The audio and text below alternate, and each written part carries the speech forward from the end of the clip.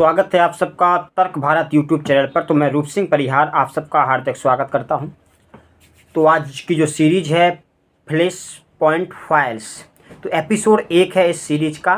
तो यह सीरीज आपको प्रति सोमवार को, हर एक सोमवार को रात 9 बजे देखने को मिलेगी, सिर्फ तर्क भारत यूट्यूब चैनल पर। तो इसलिए जिसने भी इस चैनल को सब्सक्राइब ना किया है तो वो चैनल को सब्सक्राइब कर लें और बेल आइकन को दबा लें, जिससे ऐसी आने वाली सीरीज, जो आने वाले इसके हर एपिसोड का आपका नोटिफिकेशन मिलता रहे। ताइवान जलडमरू मध्य चीन अमेरिका का युद्ध क्षेत्र बनने की डगर पर या कगार पर। यह एक समुद्री रास्ता है, केवल 180 किलोमीटर चौड़ा, लेकिन पूरी दुनिया की किस्मत इससे जुड़ी हुई है। नाम है ताइवान स्ट्रेट। आज की दुनिया में सबसे संवेदनशील इलाकों में से एक, जहां चीन की महत्वाकांक्षा और अमेरिका की रणनीतिक जिद आमने सामने खड़ी है। और अगर एक भी गलती हुई तो तीसरे विश्व युद्ध का पहला धमाका यहीं से सुनाई देगा। भाग 1, ताइवान स्ट्रेट क्या है। ताइवान स्ट्रेट यानी ताइवान जलडमरू मध्य, यह समुद्री इलाका ताइवान और चीन के मुख्य भाग के बीच में स्थित है। ताइवान और चीन के बीच में लगभग 180 किलोमीटर चौड़ा ये जलमार्ग इंडो पैसिफिक क्षेत्र का सबसे महत्वपूर्ण समुद्री रास्ता है। यहाँ से हर साल 5 ट्रिलियन अमेरिकी डॉलर से ज़्यादा का व्यापार होता है। और दुनिया की सबसे बड़ी चिप कंपनी निर्माता TSMC यानी ताइवान सेमीकंडक्टर मैन्युफैक्चरिंग कंपनी का मुख्यालय भी ताइवान में ही है। भाग 2, क्यों बन रहा है ये युद्ध का मैदान। चीन ताइवान को अपने देश का हिस्सा मानता है, लेकिन ताइवान खुद को एक स्वतंत्र लोकतांत्रिक राष्ट्र कहता है। 1949 में माओ की कम्युनिस्ट क्रांति के बाद चाइनीज नेशनलिस्ट, जिनका नाम था कोमिंटेंग, ठीक है, कोमिंटेंग भागकर ताइवान आ गए थे। तब से लेकर के आज तक चीन ने ताइवान को वापस लाने का वादा किया है और अब शी जिनपिंग इस एकीकरण को अपना मिशन मान चुके हैं। दूसरी ओर अमेरिका ताइवान को सैन्य, आर्थिक और राजनीतिक समर्थन देता है। यूएस ने ताइवान रिलेशंस एक्ट 1979 के तहत कहा है कि जो ताइवान की सुरक्षा उसकी प्राथमिकता है, यानी अगर चीन हमला करता है तो अमेरिका ताइवान की रक्षा कर सकता है। और यहीं से शुरू होती है एक फ्लैश पॉइंट की कहानी। भाग 3, चीन की तैयारी। चीन की पीपल्स लिबरेशन आर्मी PLA पिछले 10 सालों से इस क्षेत्र में सक्रिय है। इसमें वो नियमित युद्धाभ्यास कर रहा है। फाइटर जेट्स की घुसपैठ यहाँ पर होती रहती है। समुद्री जहाज़ों की घेराबंदी वो करते रहता है और साइबर हमले करता रहता है। और ग्रे जोन वॉरफेयर वहाँ पर बना हुआ है। 2022 में नैन्सी पेलोसी के ताइवान दौरे के बाद चीन ने लगभग युद्ध जैसी स्थिति बना दी थी। उसने ताइवान को सभी दिशाओं से घेर लिया, मिसाइलें ताइवान के आसपास समुद्र में गिराईं और दुनिया को खुली धमकी दी कि जो भी ताइवान के मामले में दखल देगा वह जल जाएगा। भाग 4, अमेरिका का जवाब। अमेरिका चुप नहीं बैठा।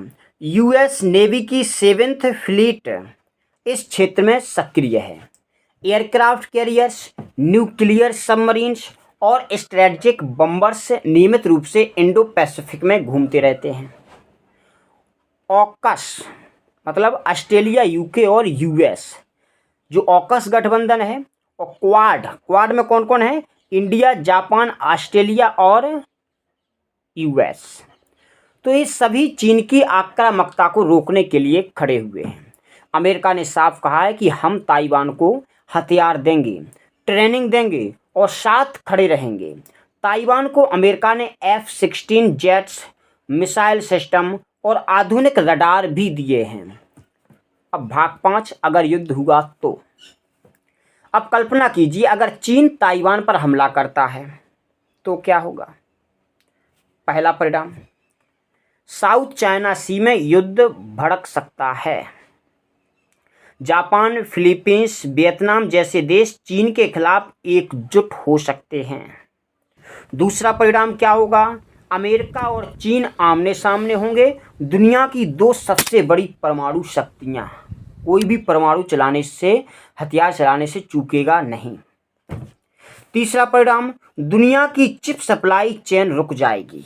मतलब जो यहाँ पर ताइवान से चिप्स का भंडार होता है, चिप्स का निर्माण होता है, तो यहाँ से ताइवान चिप की सप्लाई को बंद कर देगा। आज के जो स्मार्टफोन है, कार है, एआई और कंप्यूटर, सभी पर इसका असर पड़ेगा, क्योंकि बिना चिप के सब, बिना सेमीकंडक्टर के सब बेकार हैं। चौथा परिणाम, भारत पर दबाव बढ़ेगा। चीन भारत के लद्दाख और अरुणाचल मोर्चे पर दबाव बढ़ा सकता है, तो युद्ध के परिणाम हो जाएंगे। भाग 6, ताइवान की स्थिति। ताइवान पहले से ही एक छोटा सा देश है, लेकिन उसकी टेक्नोलॉजी, मतलब भले ही वो एक छोटा सा देश हो, लेकिन उसकी टेक्नोलॉजी और जो लोकतांत्रिक ताकत बहुत बड़ी है। TSMC जो दुनिया की सबसे एडवांस चिप बनाती है, जिसे अमेरिका, यूरोप और एशिया सभी मिलकर के यहाँ से उसका आयात करते हैं, उसको खरीदते हैं। ताइवान ने अपनी रक्षा के लिए परक्यूपाइन स्ट्रेटजी अपनाई है। यानी परक्यूपाइन स्ट्रेटजी क्या होती है? यानी चीन अगर हमला करे तो इतने कांटे हो जाएं कि वो खुद जख्मी हो जाए। Drone, antiship missiles, naval mines और सिविलियन तैयारियां, ताइवान अब हर दिन युद्ध के लिए खुद को तैयार कर रहा है, अपने आप को अपग्रेड कर रहा है युद्ध के लिए। मेरा चीन के साथ कभी भी युद्ध हो सकता है। भाग 7, निष्कर्ष क्या होगा अगला कदम?